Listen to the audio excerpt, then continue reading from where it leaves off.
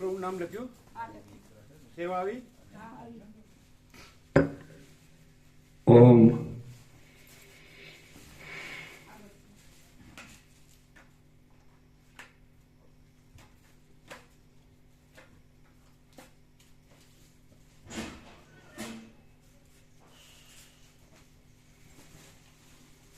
परम चिदाकाश,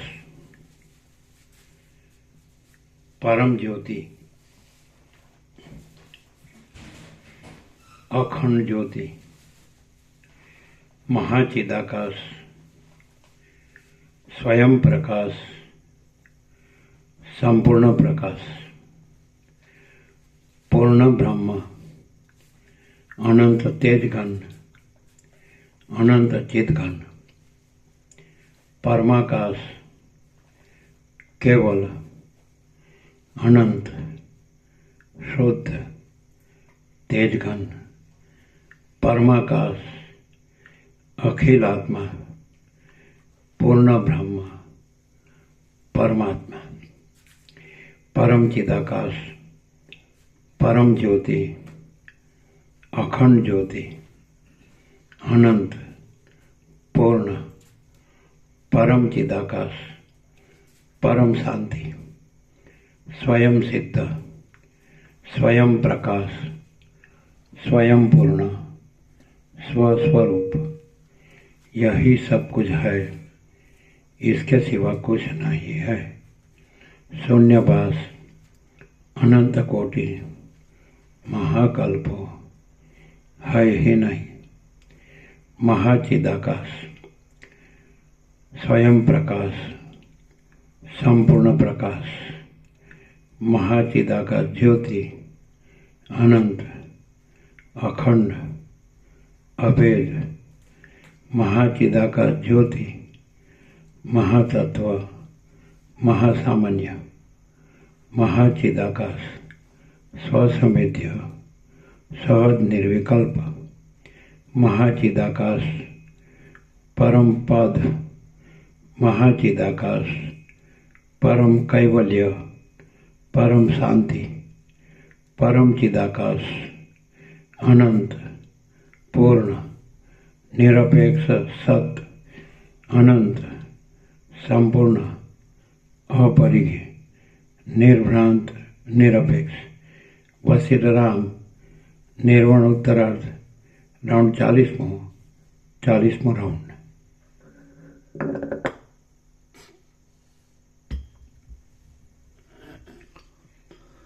आद्य परब्रह्म सद्गुरु देव की जय। ओम श्री परमात्मने नमः। सद्ग्रंथों शिरोमणि श्री योग वासिष्ठ महारामायण निर्वाण प्रकरण उत्तरार्ध सर्ग 87मो पेज नंबर 1401 1401 1401 કાઢો એમાં બીજા ભાગમાં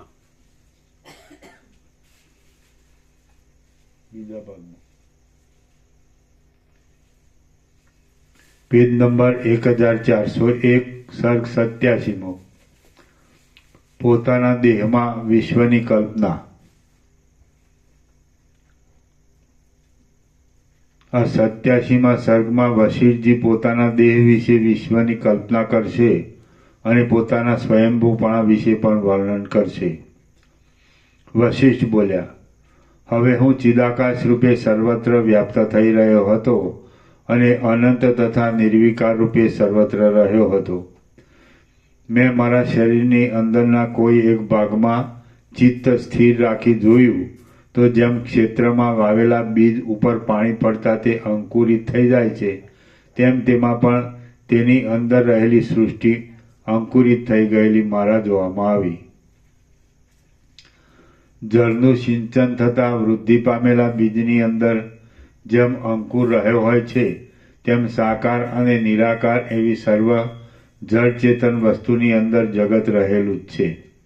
જેમ કેવળ ચિદ્રૂપ પુરુષ સુષુપ્તિ અવસ્થામાંથી સ્વપ્ન અવસ્થાને પ્રાપ્ત થાય છે એટલે તેના પોતાના સ્વરૂપમાંથી જ આવી સ્વપ્ન સૃષ્ટિ ઉત્પન્ન થાય છે।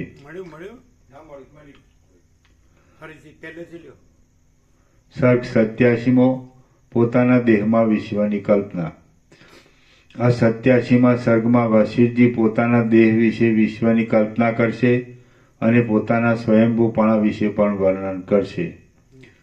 વશિષ્ઠ બોલ્યા, હવે હું ચિદાકાશ રૂપે સર્વત્ર વ્યાપ્ત થઈ રહ્યો હતો અને અનંત તથા નિર્વિકાર રૂપે સર્વત્ર રહ્યો હતો. મેં મારા શરીરની અંદરના કોઈ એક ભાગમાં ચિત્ત સ્થિર રાખી જોયું તો જેમ ક્ષેત્રમાં વાવેલા બીજ ઉપર પાણી પડતા તે અંકુરિત થઈ જાય છે, તેમ તેમાં પણ તેની અંદર રહેલી સૃષ્ટિ અંકુરિત થઈ ગયેલી મારા જોવામાં આવી. જળનું સિંચન થતાં વૃદ્ધિ પામેલા બીજની અંદર જેમ અંકુર રહ્યો હોય છે, તેમ સાકાર અને નિરાકાર એવી સર્વ જળચેતન વસ્તુની અંદર જગત રહેલું જ છે. કેવળ ચિદ્રૂપ પુરુષ સુષુપ્તિ અવસ્થામાંથી સ્વપ્ન અવસ્થાને પ્રાપ્ત થાય છે, એટલે તેના પોતાના સ્વરૂપમાંથી જ આવી સ્વપ્ન સૃષ્ટિ ઉત્પન્ન થાય છે. પછી સ્વપ્ન અવસ્થાની નિવૃત્તિ થાય છે, એટલે એ ચિદાકાશમાંથી જાગ્રત પ્રપંચ ખડો થઈ જાય છે. તે જ પ્રમાણે સૃષ્ટિના આદિકાળમાં પણ સદા અખંડ રૂપે રહેનારા અનુભવરૂપ આત્માના ચિદાકાશ રૂપની અંદર જ સૃષ્ટિ ખડી થઈ ગયેલી છે. તે જ પ્રમાણે સૃષ્ટિના આદિકાળમાં પણ સદા અખંડ રૂપે રહેનારા અનુભવરૂપ આત્માના ચિદાકાશની અંદર જ સૃષ્ટિ ખડી થઈ રહેલી છે અને તે ચિદાકાશથી જુદી નથી. રામ બોલ્યા, હે પરમ ચિદાકાશ રૂપ વશિષ્ઠ મુનિ, તમારું સ્વરૂપ ચિદાકાશ રૂપ છે અને આકાશના જેવું શૂન્ય છે, તો તેની અંદર શી રીતે સૃષ્ટિ ઉત્પન્ન થાય છે તે મને સારી રીતે બોધ થવા માટે ફરીવાર કહો. રામ બોલ્યા, હે પરમ ચિદાકાશ રૂપ વશિષ્ઠ મુનિ, તમારું સ્વરૂપ ચિદાકાશ રૂપ છે અને આકાશના જેવું શૂન્ય છે, તો તેની અંદર શી રીતે સૃષ્ટિ ઉત્પન્ન થાય છે તે મને સારી રીતે બોધ થવા માટે ફરીવાર કહો. વશિષ્ઠ બોલ્યા, હે રામચંદ્રજી, જે હું કહું છું તે તમે સાંભળો. તે વખતે મેં મારા શરીરમાં જગતની સૃષ્ટિની કલ્પના કરી, એટલે મને ખરેખર સ્વયંભૂપણાનો અનુભવ થયો. એ અનુભવ સ્વપ્નનગરની પેઠે મિથ્યા છતાં સત્ય જેવો જણાતો હતો. હું ચિદાકાશ રૂપે સર્વત્ર વ્યાપ્ત થઈ રહ્યો હતો. મેં શિલા આદિને વિશે સૃષ્ટિનો તથા મહાપ્રલય આદિનો આડંબર જોયો અને મારા પોતાના શરીરના એક ભાગમાં સૃષ્ટિ જોવાની ઈચ્છાથી મેં ચિદાત્માને પ્રવર્તાવ્યો.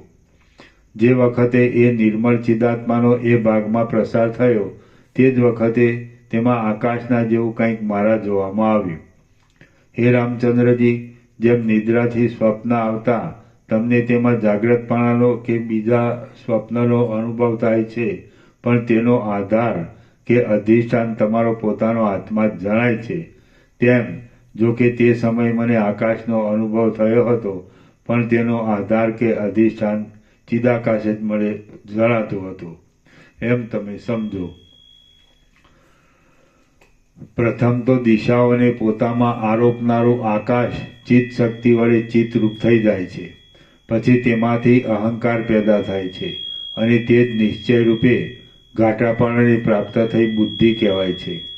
પછી તે બુદ્ધિ સંકલ્પ વિકલ્પ આદિ રૂપે ઘાટાપણાને પામતા મન કહેવાય છે.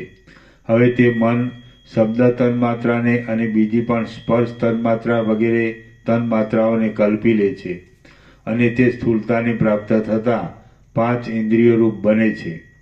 એવી રીતે ઇન્દ્રિયોનો સમુદાય ઉદય પામે છે. જેમ સુષુપ્તિ અવસ્થામાંથી સ્વપ્ન અવસ્થામાં જનારા જીવને સ્વપ્ન સૃષ્ટિ ખડી થઈ જાય છે અને તે સુખ દુઃખ પેદા કરે છે, તેમ સૃષ્ટિના આદિકાળમાં નિર્વિકાર એવા ચિદાત્માને ક્ષણવારમાં જગતરૂપી દ્રશ્ય ઘાટે રૂપે ઉદય પામે છે અને તે સુખ દુઃખ પેદા કરે છે. આ અનંત દ્રશ્યજાળની પ્રતીતિ સર્વને એક સરખા કાળ સુધી ભાષ્યા કરે છે. તેમાં કેટલાક તેની ઉત્પત્તિ વિશે વર્ણન કરે છે અને કેટલાક તે વિશેનું વર્ણન કરતા નથી. આ પ્રમાણે રમણીય એવા એક પરમાણુ જેવડા ભાગમાં પણ બ્રહ્માંડ રૂપે પ્રસરી રહેલા ચિદાત્માનો મને અનુભવ થયો. બાકી વસ્તુતઃ જોઈએ તો એ સર્વ નિર્મળ ચિદાકાશ રૂપ હતું. આકાશની અંદર જેમ સ્વાભાવિક નિરંતર પવન વાયા કરે છે તેમ સ્વાભાવિક મન પણ સર્વ ઠેકાણે પોતાના શરીરને કલ્પી લે છે. સર્વના પરમ કારણરૂપ એવી હિરણ્યગર્ભના મનની કલ્પના શક્તિ પ્રથમ જે પદાર્થનું જેવું રૂપ કલ્પાઈ ગયું હોય છે તેને તે પોતે પણ ઘણો યત્ન કરવા છતાં પણ ફેરવી શકતા નથી. તો પછી બીજાથી તો તે નિયમો કેમ ફરી શકે? હું ચેતનપણાને લીધે અપરિચ્છિન્ન છું અને ચિત્તે કરેલી પરિચ્છિન્નપણાની કલ્પનામાં જોડાઈ જતા હું અણુરૂપ થઈ ગયો. પછી ચિદાત્માના પ્રતિબિંબને લીધે મને નાના તેજના કણના જેવા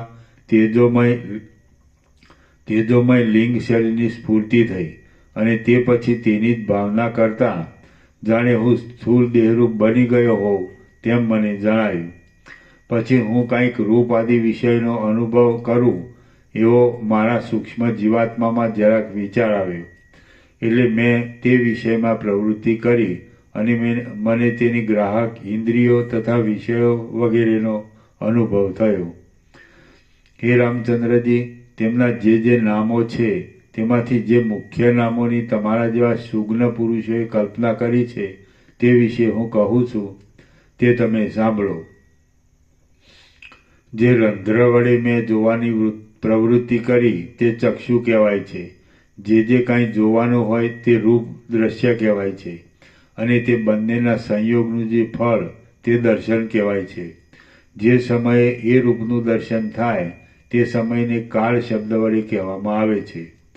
જે પ્રકારે એ રૂપને જોવામાં આવે છે તેને ક્રમ કહેવામાં આવે છે. આવી જાતનો એક ઈશ્વરી પ્રૌઢ નિયમ છે, તેને નિયતિ શબ્દ વડે ઓળખવામાં આવે છે. જે શૂન્ય અધિષ્ઠાનની અંદર એ રૂપ જોવામાં આવે છે તેને આકાશ કહેવામાં આવે છે. જે ભાગમાં હું રહું છું તેને દેશ કહેવામાં આવે છે. આવી કલ્પના આપણા ચિત્તમાં હમણાં વ્યવહાર દશામાં જ ઉદય પામે છે, પણ તે સમયે તો આ સર્વ ચિદાત્માનો જ એક વિલાસ છે એમ જણાવવાથી હું પોતે પણ ચિદાત્માના વિલાસરૂપ છું એમ મને ભાસતું હતું. પછી હું જોઉં એવો મને કંઈક સંકલ્પ ઉઠ્યો, તેથી હું બંને ચક્ષુ ગોલકથી જોવા લાગ્યો. આમ જે મેં જોયું તે ચિદાકાશથી જુદા રૂપે દેખાવ આપનારું રૂપ હતું. મેં જે ગોલકથી જોયું તે આ લોચન છે. પછી હું કંઈ સાંભળું એવા સંકલ્પની મને સ્ફૂર્તિ થઈ. એટલે ફૂંકેલા શંખના જેવો ઝંકારનો શબ્દ મારા સાંભળવામાં આવ્યો અને એ શબ્દ આકાશનો સ્વાભાવિક ગુણ છે. પ્રાણવાયુના સંબંધથી પ્રસરી રહેલો શબ્દ જે બંને પ્રદેશ વડે સંભળાયો તે આ બે કર્ણરંધ્ર છે. પછી મને સ્પર્શ વિષયનો કાંઈક અનુભવ થયો અને જે પ્રદેશ વડે તેનો અનુભવ થયો તે ત્વક ઇન્દ્રિય કહેવાય છે.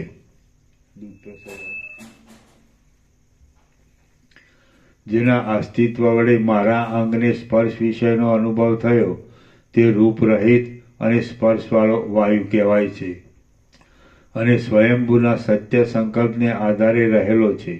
આમ હું અનુભવ સ્વરૂપ છું અને મારી અંદર આમ ત્વચા ઇન્દ્રિય તથા તન્માત્રા સ્પર્શ એ બંને ખડા થઈ ગયા.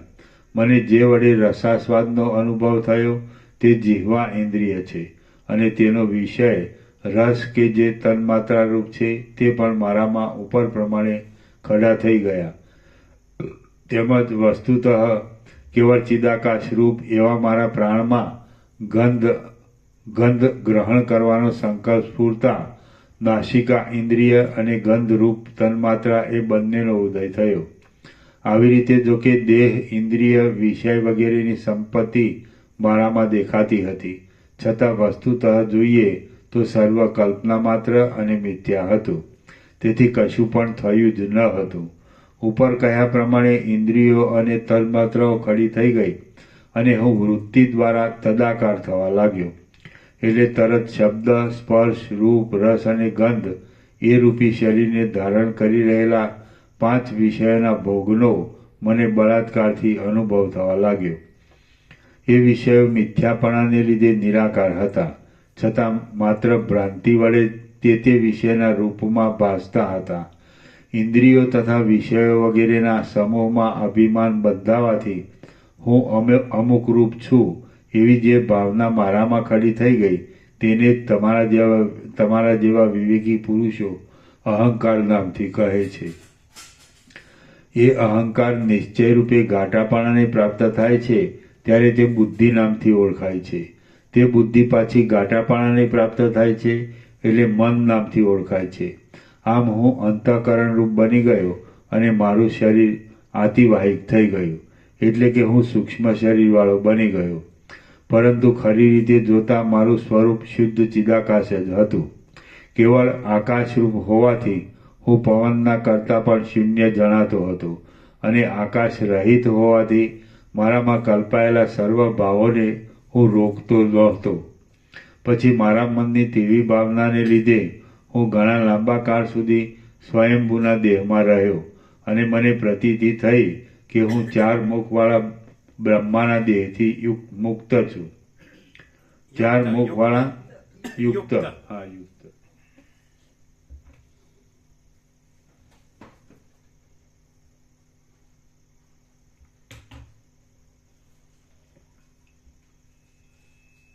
પછી મારા મનની તેવી ભાવનાને લીધે હું ઘણા લાંબા કાળ સુધી સ્વયંભૂના દેહમાં રહ્યો અને મને પ્રતીતિ થઈ કે હું 4 મુખવાળા બ્રહ્માના દેહથી યુક્ત છું. પછી જેમ કોઈ શૂન્ય સ્થળમાં સૂતેલો પુરુષ સ્વપ્નમાં ઉઠી આકાશમાં ફરતા શબ્દ કરે તેમ એ પ્રતીતિ વડે મેં શબ્દનો ઉચ્ચાર કરવાની પ્રવૃત્તિ કરી. પ્રથમ તો મેં બાળકની પેઠે ઓમ તેટલા શબ્દનો ઉચ્ચાર કર્યો અને તે જગતમાં ઓમકાર નામથી પ્રસિદ્ધ થયો. ત્યાર પછી હું સ્વપ્નનગરની પેઠે જે કાંઈ બોલ્યો તે વાણી રૂપે જગતમાં પ્રસિદ્ધિને પ્રાપ્ત થયું એમ તમે સમજો. આ પ્રમાણે હું પોતે સૃષ્ટિના કર્તા તથા જગતગુરુ એવા બ્રહ્મારૂપ બની ગયો અને એ મનોમય સ્વયંભૂના દેહ વડે મેં સૃષ્ટિઓને કલ્પી લીધી. આમ હું બ્રહ્મારૂપે ઉત્પન્ન થયેલો જણાયો, પરંતુ ખરી રીતે જોઈએ તો હું કશા રૂપે ઉત્પન્ન થયો ન હતો. મેં તે સમયે મારા સ્થૂળ દેહ રૂપે સર્વ બ્રહ્માંડને જોયું અને બ્રહ્માંડથી કશું પણ મને બહાર દેખાતું નહોતું. ખરું જોઈએ તો જગત મારા મનના એક વિલાસ રૂપ હતું અને તેની અંદર કશું પણ થયું જ ન હતું. માત્ર શૂન્ય ચિદાકાશ જ સર્વત્ર પ્રસરી રહ્યું હતું. એવી રીતે આ સર્વ સૃષ્ટિ શૂન્ય ચિદાકાશ રૂપ જ છે અને તેની અંદર પૃથ્વી આદિ પદાર્થોનું જરા પણ અસ્તિત્વ નથી જ. ચિદાકાશની અંદર ભ્રાંતિથી જ જગતરૂપી ઝાંઝવાના જળની પ્રતીતિ થાય છે, બાકી કાંઈ પણ ચિદાકાશથી બહાર નથી. તેમ બાહ્ય પ્રદેશમાં જે કાંઈ જુદું નજરે દેખાય છે તે પણ નથી. કેવળ ચિદાકાશ જ વિવર્ત રૂપે અનેક રૂપે ભ્રાંતિને યોગ્ય પ્રતીતિમાં આવે છે. નિર્જળ પ્રદેશમાં જળ હોતું જ નથી, છતાં મૃગ આદિ પ્રાણીઓનો જીવાત્મા અંદર તૃષાથી તાપ પામીને સંભ્રમમાં પડી જાય છે અને ઝાંઝવાના જળ રૂપે નિર્મૂળ ભ્રાંતિને દેખે છે. એવી રીતે બ્રહ્મની અંદર જગત છે જ નહીં તો પણ જીવાત્મા અજ્ઞાનના આવરણને લીધે ભ્રાંતિ પામે છે અને આ જગતરૂપી નિર્મૂળ બ્રહ્મને દેખે છે. સંકલ્પ વડે ખડા થઈ ગયેલા મનોરાજ્યની પેઠે અને સ્વપ્નનગરની પેઠે આ જગત અસત્ય છતાં હૃદયની અંદર ખડું થઈ રહ્યું છે. પડખે સૂતેલા મનુષ્યને આવેલું સ્વપ્ન તેના ચિત્તમાં પ્રવેશ કર્યા વિના નહીં જેવું લાગે છે, પણ યોગ આદિ દ્વારા તેના ચિત્તમાં પ્રવેશ કરવામાં આવે તો તે અનુભવમાં આવે છે. તે જ પ્રમાણે અધિષ્ઠાન ચૈતન્યરૂપી શિલામાં રહેલું જગત પણ તેમાં જો પ્રવેશ કરાય તો જ અનુભવમાં આવે છે. બીજી રીતે તે અરીસામાં પ્રતિબિંબ થયેલા પદાર્થના આકારની પેઠે દેખાતું હોય તો પણ અસત્ય જ છે. જો આધિભૌતિકપણારૂપી નેત્રથી તેને જોવામાં આવે તો એ જગત વગેરે કશું પણ દેખાતું નથી. એકમાત્ર લોકાલોક પર્વત જ જોવામાં આવે છે. પણ જો એ સૃષ્ટિને જ્ઞાન દ્રષ્ટિ વડે આતિવાહિક દેહથી યોગ દ્વારા જોવામાં આવે છે તો એ સૃષ્ટિ પરમાત્મા રૂપ જ જણાય છે. તત્વદ્રષ્ટિ વડે જોતા સર્વ ઠેકાણે સૃષ્ટિ દેખાતી જ નથી, પરંતુ તેના અધિષ્ઠાનનું બ્રહ્મ જ અનુભવમાં આવે છે. બાકી ચર્મચક્ષુ વડે જોવા જઈએ તો તત્વનો કશો પણ યથાર્થ અનુભવ થતો નથી, પણ ભ્રાંતિ જ નજરે આવે છે. યોગ અને તત્વદ્રષ્ટિવાળી શુદ્ધ બુદ્ધિ જે કાંઈ જોઈ શકે છે તે મહાદેવ 3 નેત્ર વડે કે ઇન્દ્ર સહસ્ત્ર નેત્રો વડે પણ જોઈ શકતા નથી. યોગ અને તત્વદ્રષ્ટિવાળી શુદ્ધ બુદ્ધિ જે કાંઈ જોઈ શકે છે તે મહાદેવ 3 નેત્ર વડે કે ઇન્દ્ર સહસ્ત્ર નેત્રો વડે પણ જોઈ શકતા નથી. જેમ આકાશ અનેક સૃષ્ટિઓ વડે વીંટાયેલું છે, તેમ પૃથ્વી પણ અનેક સૃષ્ટિઓ વડે વ્યાપ્ત છે. આવી જ્યારે મને બુદ્ધિ ઉત્પન્ન થઈ ત્યારે હું ધ્યાન પરાયણ થઈ ગયો અને પૃથ્વીની ધારણા વડે યુક્ત થઈ ગયો. જેમ કોઈ ચક્રવર્તી રાજા પોતાના દેહમાંથી અહંકારને નહીં છોડતા આખા ભૂમંડળમાં મમતાને ધારણ કરે છે, તેમ ચિદાકાશરૂપ મેં બ્રહ્મમાંથી અહંભાવને ન છોડતા પૃથ્વીની ધારણા બાંધી અને અહંકારને જોડી દઈને પૃથ્વીના રૂપને ધારણ કર્યું. આમ પૃથ્વીની ધારણા કરીને મેં પૃથ્વીના અભિમાની જીવની અંદર પ્રવેશ કર્યો. એટલે દ્વીપ, પર્વત, તૃણ, વૃક્ષ આદિ દેહવાળો હું છું એમ મને અનુભવ થયો. પછી હું પૃથ્વીરૂપ થઈ ગયો. એ પૃથ્વી નાના પ્રકારના વનોરૂપી રૂવાટાવાળી હતી. તે જુદી જુદી જાતના રત્નોની પંક્તિઓથી વીંટાયેલી હતી અને તે જુદા જુદા નગરોરૂપી આભૂષણને ધારણ કરી રહી હતી. તે ગામડા અને ગુફાઓરૂપી પર્વતોથી ભરેલી હતી. પાતાળરૂપી ઊંડા પેટ વડે મહાભયંકર હતી અને કુલાચલરૂપી દ્વીપો તથા હાથમાં પહેરેલા પર્વતરૂપી કંકણો વડે સુશોભિત હતી. તે ઘાસના સમૂહરૂપી ઝીણા રૂવાટા વડે યુક્ત હતી. પર્વતો તથા ખંડોરૂપી ગાંઠોને ધારણ કરી રહી હતી અને દિગ્ગજોના અનેક મસ્તકોને તથા શેષનાગના હજારો મસ્તકોને ધારણ કરી રહી હતી. સેનારૂપી જાળના તંતુ સમાન હાથીઓથી દીપી ઉઠેલા રાજાઓએ પરસ્પર યુદ્ધ કરીને તેની છીન ભીન કરી નાખી હતી. તેનું અંગ બીજા પ્રાણીઓના ઉપભોગમાં આવતું હતું અને તે વ્યવસ્થાથી વૃદ્ધિ પામતી હતી. તે હિમાલય અને વિંધ્યાચલરૂપી સુંદર કંદરાને ધારણ કરી રહી હતી અને તેના શરીર ઉપર ગંગા આદિ નદીઓના પૂર મુક્તાહારની જેમ ઝગમગી રહ્યા હતા. તે ગુફાઓને લીધે ગહન હતી. કચ્છ, જળપ્રાય આદિ દેશો વડે સુશોભિત હતી અને તેને સાગરોરૂપી અનેક અરીસાઓ હતા. વળી તે નિર્જળ ભૂમિ અને ક્ષાર ભૂમિરૂપી શ્વેત સુંદર વસ્ત્ર વડે શોભાયમાન હતી. પૂર્વકાળમાં થયેલા મહાસાગરોથી પ્રલય સમયમાં પુરાઈ જવાથી તે જાણે સ્નાન વડે પવિત્ર થઈ રહેલી હોય એમ દેખાતી હતી. તે પુષ્પોના વનોથી સુશોભિત હતી અને રજના ઘાટા સમૂહથી વ્યાપ્ત હતી. તે નિરંતર ખેડૂત લોકોથી ખેડાયેલી હતી. શિશિર ઋતુનો ઠંડો પવન આવવાથી તે શીતળ બની ગયેલી હતી. સૂર્યનારાયણના પ્રચંડ કિરણો વડે તે તપી ગયેલી હતી અને વર્ષા ઋતુના જળ વડે તે ભીંજાયેલી હતી. સપાટ જમીનરૂપી પહોળા વક્ષસ્થળ વડે તે સુશોભિત હતી. કમળોના સમૂહરૂપી નેત્રો વડે રમણીય હતી. ધોળા તથા કાળા વાદળારૂપી પાઘડીથી તે શણગારેલી હતી અને દશે દિશાઓને રહેવાના મંદિરરૂપ હતી.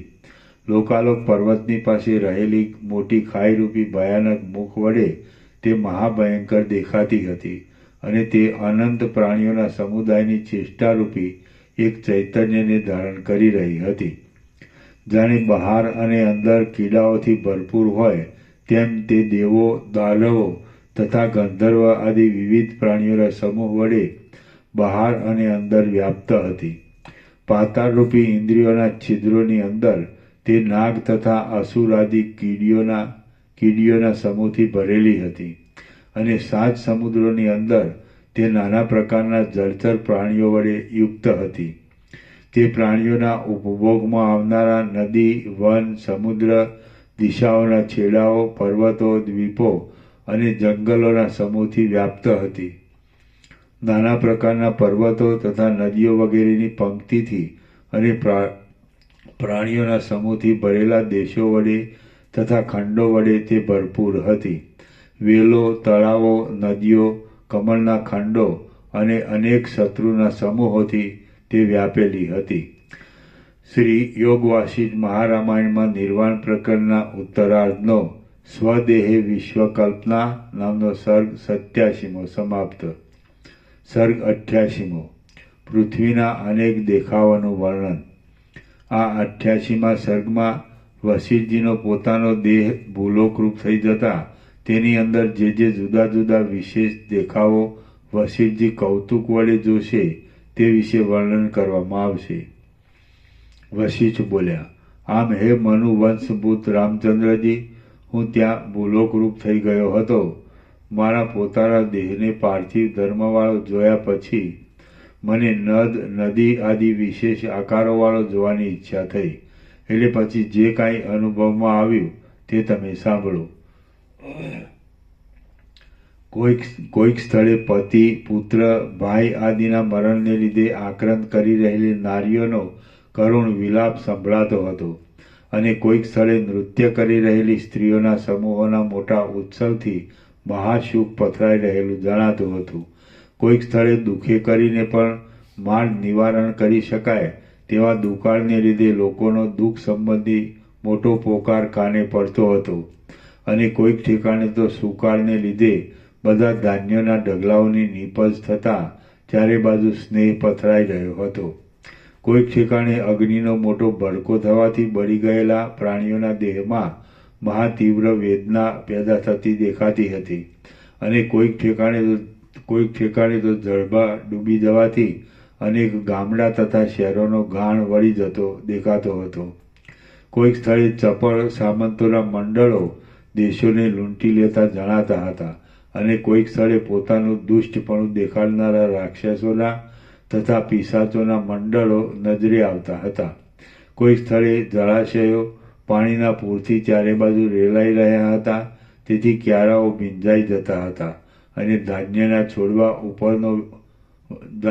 છોડવા વગેરેનો ઉપરનો ભાગ ખીલેલો જણાતો હતો. કોઈક ઠેકાણે ગુફાઓમાંથી નીકળતા પવનના સપાટાથી તણાતા જતા વાદળા નજરે આવતા હતા. કોઈક સ્થળે પોતાના અંગના વાળની પેટે હર્ષ વડે ખડા થઈ ગયેલા અંકુરોરૂપી રૂવાટા દેખાતા હતા. કોઈક સ્થળે જળના પ્રવાહ વડે ક્ષોભને પ્રાપ્ત થયેલી નીચી અને ઊંચી ધરતીનો દેખાવ નજરે પડતો હતો. કોઈક ઠેકાણે ગામો, પર્વતો, વનો અને શહેરો મોટી મોટી શિલાઓથી જાણે શિખરોવાળો હોય એવા ભયંકર મોટા ખાડાઓ વડે યુક્ત દેખાતા હતા અને કોઈક ઠેકાણે નગરમાં વસનારા મનુષ્યોના મંડળનું હરવું ફરવું થતાં તેના પગલાં પડવાથી પૃથ્વી જરા કંપાયમાન થતી દેખાતી હતી. કોઈક સ્થળે રણસંગ્રામની અંદર ક્ષોભ પામેલા સામંતોના સૈન્યનો સંહાર થતો જણાતો હતો અને કોઈક સ્થળે તો સર્વ સામંતોનું મંડળ શાંતપણે સુખથી બેઠેલું દેખાતું હતું. કોઈક સ્થળે શૂન્ય અરણ્ય જ નજરે આવતું હતું અને તેની અંદર કેવળ પવન જ ફૂંકાયા કરતો હતો.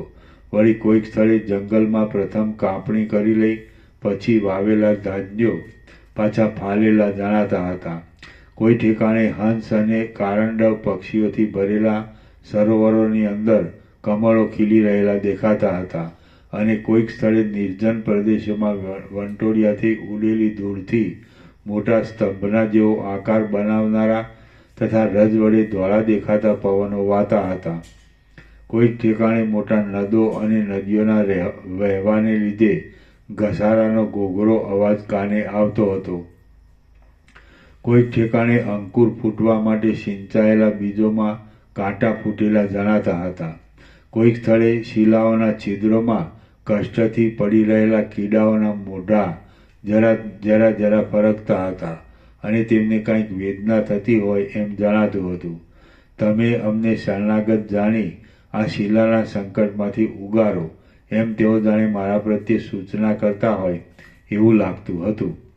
કોઈક સ્થળે શાખાઓ ઠેઠ ધરતીને અડી ગઈ હતી, તેથી મૃત્તિકાના ભાગ વડે દટાયેલા અવયવવાળા શાખાઓના સમૂહોનો આકાર નજરે આવતો હતો, તો કોઈક સ્થળે શાખાઓ મૂળનો આશ્રય કરી ટકી રહેલી જણાતી હતી. કોઈક સ્થળે પર્વતોની શિલાની પેઠે ઘાટા થઈ રહેલા વૃક્ષો એકબીજા સાથે મળી ગયા હતા, તેથી તેમણે દિશાઓના તટોના ભાગોને અવકાશ વગરના કરી દીધા હતા. તેઓ પરસ્પર ઘટ્ટપણે જોડાઈ ગયા હતા, તેથી જાણે સમુદ્રના તરંગો વડે બધું વીંટાઈ ગયેલું હોય એવો ભાવ જણાતો હતો. કોઈક ઠેકાણે વૃક્ષોની ઘટા હતી, તેમાં પોતે પહોંચી શકતો નહોતો, તેથી સૂર્યકિરણો જાણે ક્રોધ પામ્યો હતો અને તેમણે રસ ખેંચી લીધો હતો. આમ પાંદડા સુકાઈને સંકોચાઈ ગયા હતા. આથી કરીને વનના ઘાટા અવયવો જાણે પીડિત થઈ જઈ સંકુચિત થઈ ગયા હોય એમ દેખાતું હતું. કોઈક સ્થળે પર્વતોના શિખરોમાં રહેનારા હાથીઓના દંતશૂળના પ્રહારરૂપી વજ્રો વૃક્ષોના દ્રઢતાથી સ્થિર રહેલા મજબૂત અવયવો પર ઘણા વેગથી પડતા હતા. કોઈક ઠેકાણે તો આંખો મીંચી રહેલા અને સમાધિના આનંદ વડે શરીરના રૂવાડા ખડા થઈ જતા આનંદને બહાર પ્રગટાવી રહેલા સમાધિરીશ પુરુષોનું અતિ સૂક્ષ્મ એવા પરમ તત્વના અનુભવને બતાવનારું રૂવાડારૂપી અપૂર્વ અંકુરનું ખડા થઈ રહેવું મારા જોવામાં આવ્યું. કોઈક ઠેકાણે ધરતી માખીઓ તથા લીખોના સમૂહોના અને મચ્છરોના નિવાસરૂપ મલિન વસ્ત્રોના જેવી મેલી હતી. કોઈક સ્થળે નાની ભીંતો આડે આવવાથી અને ભમરાના ડંખથી હાથીઓ કોપી ઉઠતા હતા અને પોતાના દંતશૂળથી લીલા વડે હળની પેઠે પર્વતોના શિખરોને ખોદી નાખતા હતા. કોઈક સ્થળે ટાઢથી ફાટેલા અંગવાળા પ્રાણીઓની જર્જર થઈ રહેલી ત્વચામાં જાણે ચારે બાજુ શીત વ્યાપ્ત થઈ રહ્યું હોય તેમ પથરાઈ રહ્યું હતું અને એ શીતને લીધે પાણી પણ પથરાના જેવું જામી ગયું હતું. કોઈક ઠેકાણે પ્રચંડ પવન જ ફૂંકાયા કરતો હતો. કોઈક સ્થળે પ્રાણીઓના ચીરાઈ ગયેલા કોમળ અંગોમાં કીડાઓના સમૂહ ખદબદ થતો દેખાતો હતો. કોઈક ઠેકાણે વૃક્ષોના થડ આદિ અંગો ઉત્પન્ન થતા દેખાતા હતા અને ક્યાંક તેનું મૂળ જ નજરે પડતું હતું. વળી કોઈક ઠેકાણે પ્રાણીઓ જળમાં સ્નાન કરતા દેખાતા હતા. કોઈક સ્થળે ધીરે ધીરે બીજની અંદર દાખલ થનારા જળ વડે આનંદ ઉપજાવનારી અને બહાર ફૂટેલા તથા નમી રહેલા અંકુરોરૂપી અનેક રૂવાડા વડે ધરતીને સુશોભિત કરનારી જળની વૃષ્ટિ થતી દેખાતી હતી. મંદ મંદ શીતળ પવનથી કંપિત થયેલી કોમળ કમલિનીના પત્રોરૂપી બિછાણા વડે તળાવો મારા અંગને વિશ્રામ આપતા હતા અને જાણે મને નિરતિશય આનંદ ઉપજાવતા હોય એમ લાગતું હતું. શ્રી યોગ વાસિષ્ઠ મહારામાયણમાં નિર્વાણ પ્રકરણના ઉત્તરાર્ધનો ભૂમંડળ ગત વિશેષ વર્ણન નામનો સર્ગ 88મો સમાપ્ત. સર્ગ 89મો. દ્રશ્ય પદાર્થો મનોમય જ છે. આ 89મા સર્ગમાં વશિષ્ઠજીએ ધારણ બાંધી જોયેલું આ ભૂમંડળ અને સર્વ જગત ચિદાકાશની અંદર મનોમાત્ર રૂપે ભાષા કરે છે તે વિશે વર્ણન કરવામાં આવશે. રામ બોલ્યા, તમે કૌતુકને લીધે પોતાના આત્મામાં જગતને જોવાને પ્રવૃત્ત થઈ રહ્યા હતા, તો તમે તે પૃથ્વી સંબંધી ધારણા બાંધી આ દ્રશ્ય અને જળ એવા પાષાણ આદિ ભૂલોકરૂપ થઈ ગયા હતા કે મનોરાજ્યના જેવા સ્વપ્ન તુલ્ય ભૂલોકરૂપ થઈ રહ્યા હતા. વશિષ્ઠ બોલ્યા, કાલ્પનિક દ્રષ્ટિથી જોતા હું જે ભૂલોક એટલે પૃથ્વીરૂપ બની ગયો હતો તે જળ પાષાણમય આ પૃથ્વી જ હતી. તે માત્ર મનનો જ એક વિકાર હોવાથી વિલાસ હોવાથી તેને મનોમય પણ કહી શકાય. બાકી વાસ્તવિક દ્રષ્ટિથી જોઈએ તો હું ચિદાકાશ રૂપ જ હતો અને હું કશારૂપ થયો જ ન હતો. મન એ સર્વ સંકલ્પ વિકલ્પના આધારરૂપ છે. એ મન વિના ભૂલોકની સ્થિતિ જ સંભવતી નથી. તમે જે કાંઈ સદરૂપ કે અસદરૂપ સમજતા હો તે બધું મનોમાત્ર જ છે. હું શુદ્ધ ચિદાકાશ રૂપ છું. મારા એ ચિન્મય સ્વરૂપમાં જે કંઈ સ્ફુરણ ઉઠે છે તેને સંકલ્પ નામથી કહેવામાં આવે છે. તે જ મનરૂપ, પૃથ્વીરૂપ, જગતરૂપ અને બ્રહ્મારૂપ છે. સંકલ્પ સંબંધી મનોમય નગરની પેઠે ચિદાકાશની અંદર મન જ આવા અનેક આકારે પ્રસરી રહેલું છે અને તે મન વસ્તુતઃ ચિદાકાશરૂપ છે. એવી રીતે તે સર્વ મનોમાત્ર કે સંકલ્પ માત્ર જ હતું, પણ મારી ધારણાના અભ્યાસને બળે તે આ સ્થૂળ જડ ભૂમંડળ રૂપે પ્રતીતિમાં આવતું હતું. બાકી તત્વદર્શીથી તપાસતા દ્રશ્ય તથા જડ પાષાણ આદિ એવો એ ભૂલોક મનોમય જ હતો અને તે ચિદાકાશનો જ એક વિવર્ત હતો. તેમાં જડ ભાવ હતો નહીં, પણ ચિદાકાશ જ તેવા આકારે દેખાતું હતું. એ ભૂમંડળ વસ્તુતઃ ચિદાકાશ રૂપ હતું, છતાં ધારણાના બળથી તે ઘણા લાંબા કાળ સુધી તેવા સ્થૂળ રૂપે જણાતું હતું. તે અમુક આકારવાળું છે એમ પ્રત્યક્ષ પ્રતીતિમાં આવ્યા પછી તેનો મનોમયપણું જતું રહ્યું હતું. જેમ ચિરકાળની ભાવનાથી આકાશમાં નીલ, પીત આદિ રંગની પ્રતીતિ થાય છે, તેમ ઘણા કાળની લાંબી ભાવનાને લીધે આ સ્થિર, કઠિન અને વિસ્તારવાળો ભૂલોક છે એવી બુદ્ધિ પેદા થઈ હતી. ગડા, કોડિયા વગેરે નામ માત્ર વાણીથી બોલવા માત્ર છે, બાકી વસ્તુતઃ માટી જ સત્ય છે. એ ન્યાયે આ આપણી નજરે દેખાતું જગત પણ મનોમય જગતની પેઠે જ સ્થિર થઈ રહ્યું દેખાય છે, પણ વસ્તુતઃ તે છે જ નહીં. આદિ સૃષ્ટિના પણ એક કારણરૂપ એ ચિદાકાશ જ આ સર્વ આકારે વિવર્ત રૂપે પ્રસરી રહેલું છે. જેમ સ્વપ્નમાં ચિદાત્મા ચિદાકાશની અંદર નગરના આકારે થઈ રહેલા ભાસે છે, તેમ સૃષ્ટિના આદિકાળમાં ચૈતન્ય જ આ જગતના આકારે થઈ રહેલું ભાસે છે. પૃથ્વી આદિ ત્રણેય લોક દ્રશ્યરૂપે પ્રતીતિમાં આવે છે, તે સર્વ સદાકાળ ચિદાત્મારૂપી બાળકનું એક મનોરાજ્ય છે એમ તમે સમજો.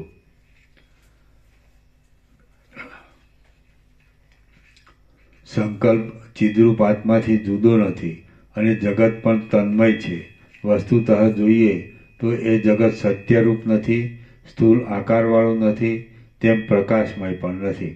ચિદાકાશનું વાસ્તવ સ્વરૂપ ન ઓળખાયાથી આ દ્રશ્ય પ્રતીતિમાં આવે છે, અને ચિદાકાશનું વાસ્તવ સ્વરૂપ ઓળખાઈ જાય તો દ્રશ્ય છે જ નહીં. જો દ્રશ્યનું વાસ્તવ સ્વરૂપ ઓળખવામાં આવે તો જે પરમ તત્વ વિશે તમે ઘણા વખતથી મારો ઉપદેશ શ્રવણ કરો છો તે તત્વરૂપ જ દ્રશ્ય છે. સર્વ શાંત ચિન્માત્ર રૂપ જ છે અને તે પોતે પોતાના સ્વરૂપમાં જ અનેક આકારે વિવર્ત ભાવને પ્રાપ્ત થાય છે. ભૂમંડળ રૂપ પણ તે જ છે અને દ્રશ્ય રૂપ પણ તે જ છે, છતાં વસ્તુતઃ જોતા તે દ્વિત્વ, એકત્વ આદિ ભાવથી રહિત છે. સ્ફટિક, વૈદુર્ય આદિ મણિ સ્વભાવથી ધોળા, પીળા આદિ વર્ણને પોતામાં ધારણ કરતા નથી, છતાં પાસે રહેલા પદાર્થના પ્રતિબિંબને લીધે તેઓ તેવા રંગને ધારણ કરી રહેલા દેખાય છે. તે જ પ્રમાણે ચિદાકાશ વસ્તુતઃ જગતને ઉત્પન્ન કરતું નથી, છતાં માયાના યોગે જાણે તે ઉત્પન્ન કરતું હોય એમ દેખાય છે. ચિદાકાશ પોતાના ચિત્ત સ્વરૂપને કદી પણ છોડતું નથી અને વસ્તુતઃ કશું પણ કરતું નથી. તેથી આ ભૂતળ મનોમય રૂપે દ્રશ્ય રૂપે કોઈ પણ પ્રકારે છે જ નહીં.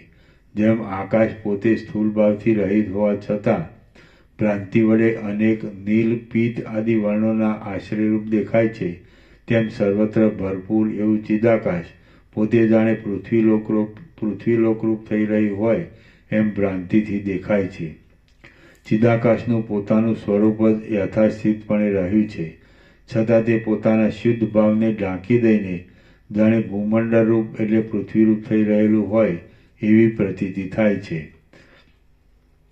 જેમ સ્વપ્નનગર તમારો પોતાનો જ એક વિવર્ત છે, તેમ આ દ્રશ્ય જગત અને મનોમય જગત એ બંને મહાચૈતન્યનો જ એક વિવર્ત છે. આ દ્રશ્ય જગત ચિદાકાશ રૂપ છે અને ધારણા વડે ખડું થઈ રહેલું મનોમય જગત પણ ચિદાકાશ રૂપ છે. પોતાનું ખરું સ્વરૂપ ન ઓળખવાથી તે અજ્ઞાનને લીધે દેખાય છે, પણ જ્ઞાન થતાં આ દ્રશ્ય જગત કે મનોમય જગત એ કશું પણ કોઈ ઠેકાણે પ્રતીતિમાં આવતું જ નથી. ત્રણેય કાળમાં થનારા ત્રૈલોક્યમાં અનેક પ્રાણીઓની પ્રતીતિ એ એક સ્વપ્નના જેવી ભ્રાંતિ જ છે અને તેની સ્થિતિ મનોરાજ્યની દશાના જેવી છે. હે પ્રિય રામચંદ્રજી, સત્તા સામાન્ય સર્વના અધિષ્ઠાનરૂપ છે અને તે જ ભૂત, ભવિષ્ય તથા વર્તમાનમાં સર્વ જગતો રૂપ થઈ રહેલ છે. આથી સત્તા સામાન્ય રૂપ એવા મેં ધારણાના બળ વડે તે સર્વ જગતો અને તેની અંદરના સર્વ પદાર્થો નિશેષપણે દીઠા અને સાક્ષીપણાથી તેનો અનુભવ કર્યો. હે પ્રિય રામચંદ્રજી, એ ચૈતન્ય માત્ર જરા, મરણ આદિ વિકારોથી રહિત છે. તે પરમ આત્મતત્વ પોતાના શુદ્ધ સ્વરૂપને છોડ્યા વિના સર્વ જગતને પોતાની અંદર યથાસ્થિતપણે ધારણ કરી રહેલું છે. આથી ભેદની પ્રતીતિ થાય છે. બાકી તેને ખરેખરા તત્વજ્ઞાન વડે ઓળખવામાં આવે તો તે કશાને પણ ધારણ કરતું નથી. શ્રી યોગવાસિષ્ઠ મહારામાયણમાં નિર્વાણ પ્રકરણના ઉત્તરાર્ધનો દ્રશ્ય મનોમાત્રત્વ પ્રતિપાદન નામનો સર્ગ 89મો સમાપ્ત. સર્ગ 90મો. પૃથ્વી પર અનંત જગતનું તથા જળની ધારણાથી જળનું દર્શન. આ 90મા સર્ગમાં વશિષ્ઠજીને પૃથ્વીમાં અનંત જગતો દેખાવા વિશે વર્ણન કરવામાં આવશે અને જળની ધારણા વડે પ્રથમ પ્રમાણે જળ દેખાવા વિશે પણ વર્ણન કરવામાં આવશે. રામ બોલ્યા, પછી હે મહારાજ, તમે ધારણાના યોગે જોયેલા ભૂમંડળોની અંદર કોઈ ઠેકાણે બીજા જગત તમારા જોવામાં આવ્યા હતા કે કેમ તે કહો. વશિષ્ઠ બોલ્યા, હું પૃથ્વીની ધારણા બાંધવાથી જાગ્રત અવસ્થા સંબંધી અને સ્વપ્નાવસ્થા સંબંધી અનેક પૃથ્વીરૂપ થઈ રહ્યો હતો.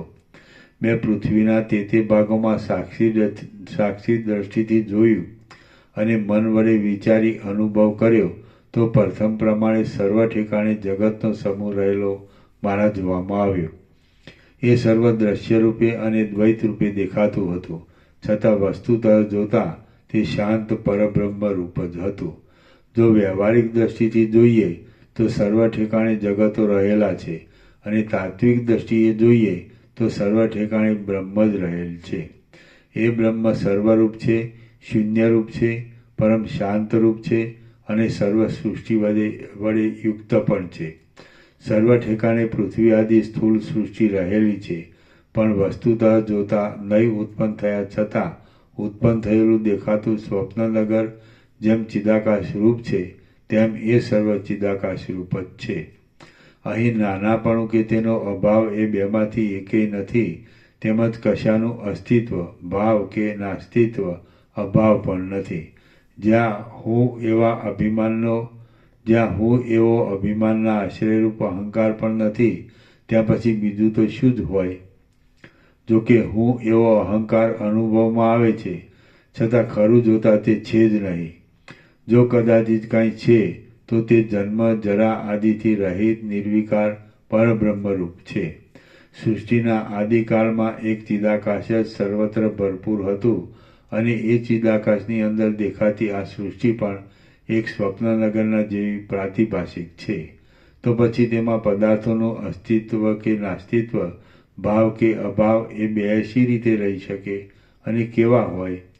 જેવી રીતે ધારણા વડે પૃથ્વીરૂપ બની જઈ મેં એ અનેક જગતોનો અનુભવ કર્યો, તે જ પ્રમાણે મેં ધારણા વડે જળરૂપ થઈને તેમાં પણ બધુંય રહેલું દીઠું.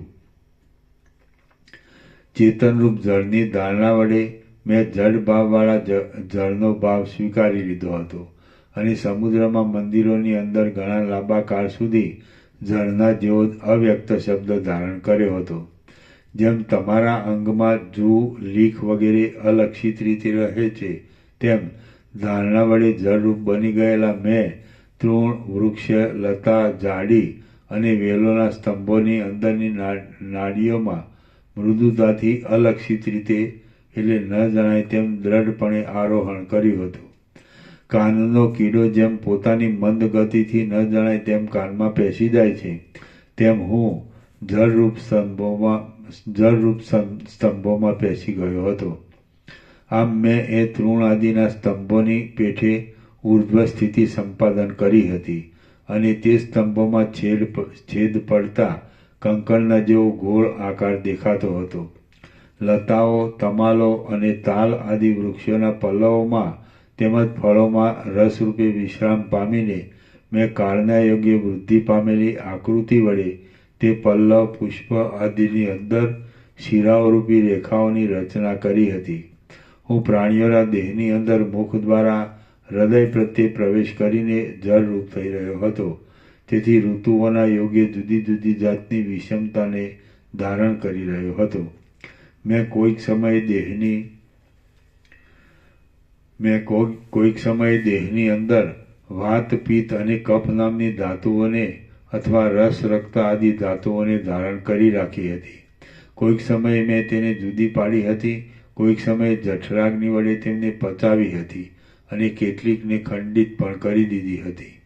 વળી સર્વ દિશાઓમાં ખેદને નહીં પામતા મેં હિમના કણરૂપે રહી બધી પલ્લવરૂપી કોમળ શૈયામાં તુલ્યકાળ સુધી શયન કર્યું હતું.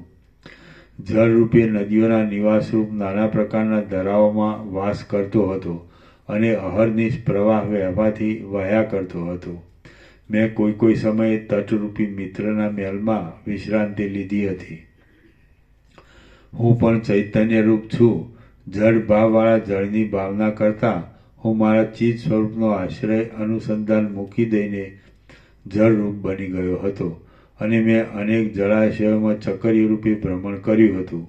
પ્રાયશ્ચિત માટે ભૈરવ જપ ખાવા તૈયાર રહેલા પાપી પુરુષની પેઠે હું પણ પર્વતો પરની શિલાઓમાંથી ઝરણા રૂપે નીચે પડી અનેક પ્રકારે વિખરાઈ ગયો હતો. કાષ્ઠમાંથી ધુમાડા રૂપે બહાર આવીને અને આકાશરૂપી સમુદ્રની અંદર શ્યામ વર્ણના નક્ષત્રરૂપી રત્નોમાં પ્રવેશ કરીને હું રત્નકણરૂપ થઈ રહ્યો હતો. ભગવાન જેમ શેષનાગના અંગ ઉપર લક્ષ્મીજી સહિત પોઢે તેમ ભેદાયેલા ઇન્દ્ર નીલમણીના જેવા શ્યામ વર્ણના મેં વાદળાની અંદર વીજળીરૂપ વનિતાની સાથે વિશ્રામ લીધો હતો. પરમાણુઓની બનેલી સૃષ્ટિની અંદર પિંડ રૂપે રહેલા પદાર્થોમાં સર્વત્ર પ્રસરી રહેલા બ્રહ્મની પેઠે હું જળ રૂપે અલક્ષિતપણે સર્વત્ર રહ્યો હતો. મધુર આદિ રસરૂપ થઈ જઈને મેં જીહવાના ઝીણા પરમાણુઓ સાથે સંગ પામીને તેનો ઉત્તમ અનુભવ કર્યો હતો. એ અનુભવ જળ દેહમાં સંભવતો નથી, પરંતુ જ્ઞાન સ્વરૂપ પરમાત્મામાં જ કેવળ સંભવે છે.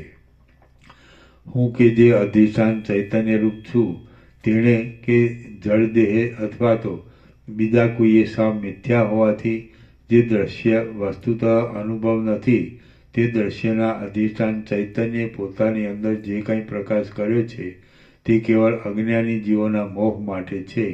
બાકી ખરું જોતા એ દ્રશ્ય કે અજ્ઞાન એ બે અસત્ય જ છે. મેં સર્વ ઋતુઓના રસરૂપે થઈને નાના પ્રકારના સુગંધવાળા પુષ્પોના સમૂહોને સારી પેઠે ભોગવ્યા હતા. તે મેં પ્રથમ ઉચ્છિષ્ટ કરીને પછી ભમરાઓને આપ્યા હતા. કલ્પના વડે હું જળપણાથી જળરૂપ જણાતો હતો, છતાં વસ્તુતઃ ચેતનરૂપ હતો. મેં ચેતન વસ્તુની પેઠે 14 પ્રકારના પ્રાણીઓના અવયવોની સંધિઓમાં નિવાસ કર્યો હતો. જળબિંદુ રૂપે હું પવનરૂપી રથમાં બેઠો હતો અને મેં ઉત્તમ ગંધની પેઠે જ આકાશ માર્ગમાં ક્રીડા કરીને લોકોને આનંદ ઉપજાવ્યો હતો. હે રામચંદ્રજી, એ અવસ્થામાં એક પરમાણુ જેટલા ભાગમાં પણ મેં સર્વ જગત પ્રથમની શિલાની પેઠે યથાસ્થિતપણે અનુભવ કરીને જોયું હતું. હું ચેતનરૂપ હોવા છતાં જળની પેઠે દાળના વડે જળના જેવો જળરૂપ બની ગયો હતો અને સર્વ પદાર્થોની અંદર જ્ઞાત અજ્ઞાત રૂપે મેં સ્થિતિ કરી હતી. જેમ કેળના પાંદડા એકબીજામાં પરોવાયેલા હોય છે તેમ એ અવસ્થામાં લાખો જગતો તથા તેના સેંકડો નાશો તથા ઉત્પાતો મેં રૂઢપણે અનુભવ્યા હતા. એ રીતે સર્વ જગતરૂપ હો કે ન હો અને તે સાકાર હો કે નિરાકાર હો, પણ તે સર્વ ચિદાકાશ રૂપ જ હતું અને વસ્તુતઃ જોતા તે આકાશથી પણ વધારે નિર્મળ છે. તમે આ દ્રશ્યમાંથી કશારૂપ નથી, તેમ આ દ્રશ્ય પણ કાંઈ છે જ નહીં. પરમ શુદ્ધ બોધ જ અધિષ્ઠાન ચૈતન્ય જ આ સર્વરૂપ ભાસે છે. એ બોધ દ્રશ્યરૂપે પણ નથી, તેમ શૂન્યરૂપ પણ નથી. તે તો ચિદાકાશ રૂપ જ છે અને તે જ તમે પોતે છો. માટે તમે સર્વ દ્વૈતનો બાદ કરીને સદા આનંદિત થઈ રહો. શ્રી યોગ વાસિષ્ઠ મહારામાયણમાં નિર્વાણ પ્રકરણના ઉત્તરાર્ધનો જલ જગત વર્ણન નામનો સર્ગ 90મો સમાપ્ત. સર્ગ 91મો તેજની ધારણાથી તેજરૂપ થતા સૂર્ય ચંદ્ર આદિ ચમત્કારોનો દેખાવ. આ 91મા સર્ગમાં વશિષ્ઠજી તેજની ધારણા વડે તેજરૂપ બની જતા પોતાના સૂર્ય ચંદ્ર અગ્નિ રત્ન આદિના ચમત્કારો જોશે એ વિશે વર્ણન કરાશે. વશિષ્ઠ બોલ્યા, પછી વૃદ્ધિ પામેલી એવી પ્રકાશમય તેજની ધારણા વડે હું તેજરૂપ બની ગયો. તે તેજ ચંદ્ર સૂર્ય તારા અને અગ્નિ આદિ અનેક વિચિત્ર અવયવો વડે યુક્ત હતું. એ તેજ સત્વ પ્રધાન હોવાથી સર્વ જગતમાં પ્રકાશ રૂપે વ્યાપી રહ્યું હતું અને તે દેખવામાં આવેલા માલને મૂકી દઈ પલાયન કરી જનાર ચોરની પેઠે પલાયન કરી જતા અંધારા ઉપર પોતાનો પ્રતાપ દેખાડતું હતું. જેમ કોઈ સુશીલ રાજા નાના પ્રકારના વેશે ફરનારા સ્નેહવાળા ચોરો જાસૂસ વડે પ્રત્યેક ઘરમાં સર્વ વૃત્તાંતોને જાળી લે છે, તેમ એ તેજ પણ સેંકડો વાટોમાં પ્રગટેલા અને સ્નેહવાળા એટલે તેલવાળા એવા દીપ આદિ પદાર્થો વડે પ્રત્યેક ઘરના સર્વ પદાર્થોને પ્રત્યક્ષ કરતું હતું. કેવળ પરને પ્રકાશ કરવામાં તત્પર થઈ રહેલા અને લોકોને પ્રકાશ આપવાથી અતિ સંતુષ્ટ થઈ રહેલા ચંદ્ર સૂર્ય આદિના કિરણો રૂપી રૂવાડા વડે તે આકાશરૂપી વસ્ત્રને છેટી ફેંકી દેતું હતું. એ તેજ જગતરૂપ આદિ સમસ્ત ગુણોને ઢાંકી દેનાર અંધકારરૂપી દીનતાને ખસેડી નાખતું હતું. કેમ કે પરની દીનતાને દૂર કરવામાં સમર્થ એવા સદ્ગુણી પુરુષો આ જગતને દીનતા વિનાનું જોવાને ઈચ્છે છે. એ તેજ અંધકારરૂપી તમાલ વૃક્ષને કુહાડાની પેઠે કાપી નાખતું હતું અને અશુદ્ધ પદાર્થની પરમ શુદ્ધિ કરતું હતું. તે સુવર્ણ મણિ માણિક્ય મોતી આદિ રૂપે મનુષ્યોના જીવિતના સાધન રૂપ હતું. જેમ પિતા પુત્રોના દેહને ઉત્પન્ન કરે છે તેમ એ તેજ પ્રકાશમાં રહેનારા ધોળા કાળા રાતા આદિ રંગોને ઉત્પન્ન કરતું હતું. એ તેજને પૃથ્વી સાથે ઘણો ગાઢ સ્નેહ બંધાયો હતો. તેથી અગ્નિરૂપી તેજ પૃથ્વીની માટીને બાળતું ન હતું અને પૃથ્વી પણ પોતાનો સ્નેહ પ્રગટ કરવાને પ્રત્યેક ઘરમાં અત્યંત આનંદથી બિંદ આદિરૂપે થઈને એ તેજના દીવારૂપી પુત્રની રક્ષા કરતી હતી. અંધારામાં ડૂબ્યા જેવા પાતાળ આદિ સ્થળોમાં તેજનો થોડો પ્રકાશ દેખાતો હતો. ત્યારે પ્રાણીઓથી સુશોભિત રહેલા અને રજોગુણની વિશેષતાએ ધારણ કરી રહેલા ભૂલોક વિશે એ તેજનો પ્રકાશ મધ્યમ રીતે પડતો હતો. સત્વમય દેવગૃહોમાં તેનો મહાપ્રકાશ નિરંતર પડ્યા કરતો હતો. એ તેજ જગતરૂપી જૂની કોટડીમાં દીવાના જેવો પ્રકાશ આપતું હતું અને જળ તથા અંધકારને ગળી જવામાં તે એક મોટા કૂવાના જેવું હતું. એ તેજ દિશાઓરૂપી સ્ત્રીઓને નિર્બળ અરીસાની પેઠે પ્રકાશ આપતું હતું અને રાત્રિરૂપી ઝાકળને ખસેડી નાખવામાં તે પ્રચંડ પવનના જેવું હતું. ચંદ્ર સૂર્ય અને અગ્નિનું તો તે સર્વસ્વ જ હતું અને આકાશને જાણે કુમકુમનો લેપ કર્યો હોય એવો તેનો દેખાવ હતો. એ તેજ દિવસરૂપી ધાન્યને ઉત્પન્ન કરવામાં ક્યારા જેવું હતું. અંધકારથી ઢંકાઈ રહેલા રૂપોને તે પ્રકાશ આપી બહુ જ અનુગ્રહ કરતું હતું. આકાશરૂપ મહાવિશાળ કાચના વાસણને ધોવા સારું તો જાણે તે જળરૂપ જ હોય એમ દેખાતું હતું. પદાર્થોને સત્તા આપવાથી અને પ્રકાશ આપવાથી તે તેજ પરમાર્થ દ્રષ્ટિએ સત્ય એવા અધિષ્ઠાન ચૈતન્યનો જાણે નાનો ભાઈ હોય એમ દેખાતું હતું. જેમ રૂપાનું જ્ઞાન અને માનસિક સંકલ્પ વિકલ્પ આદિ ચિદાકાશનો જ એક ચમત્કાર છે, તેમ તે તેજ ચિદાત્મા પ્રકાશે તે પ્રમાણે અંધકારને દૂર કરવામાં પોતાનો ચમત્કાર દેખાડતું હતું. વળી તે ક્રિયારૂપી કમલિનીને સૂર્યની પેઠે પ્રકાશ કરતું હતું અને પૃથ્વીમાં રહેલા જીવોના જીવિતનો તે મોટો આધાર હતું. એ તેજ બ્રહ્માંડરૂપી મોટી ખાઈમાં રહેલા એક મહાસાગર જેવું જણાતું હતું અને એની અંદર આકાશમાં રહેલ અસંખ્ય નક્ષત્રોરૂપી મણિઓ શોભી રહ્યા હતા. દિવસો, ઋતુઓ અને વર્ષોરૂપી મહાપ્રદીપ્ત બળવાગ્નિ આદિથી ક્ષોભ પામવાને લીધે તેની અંદર જાણે ફીણના પરપોટા ઉડતા હોય એવું લાગતું હતું. એ તેજરૂપી મહાસાગર પોતે જળ વિનાનો હતો, છતાં પોતાના ચંદ્ર, સૂર્ય આદિ તરંગોમાં ફેલાઈ ગયેલ રજ વડે જાણે કાદવવાળો હોય તેવો જણાતો હતો. વળી જાણે તેનો નિરંતર ક્ષય જ ન થતો હોય એમ લાગતું હતું. હું તેજરૂપ થઈ જઈ સુવર્ણ આદિ ધાતુઓમાં સુવર્ણપણારૂપ થઈ ગયો. મનુષ્ય આદિ પ્રાણીઓમાં પરાક્રમ આદિ રૂપે થઈ રહ્યો. રત્ન આદિમાં તેની અંદર રહેનારી અપૂર્વ કાંતિ રૂપે થઈ રહ્યો અને વર્ષા આદિમાં વીજળી રૂપ થઈ ગયો. હું મુખના જેવા